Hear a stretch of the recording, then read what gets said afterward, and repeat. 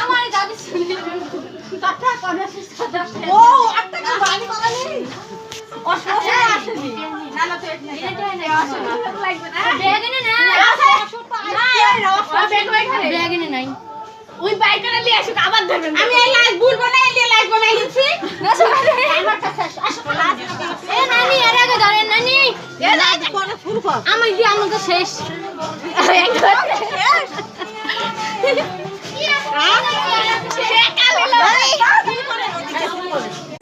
Rifat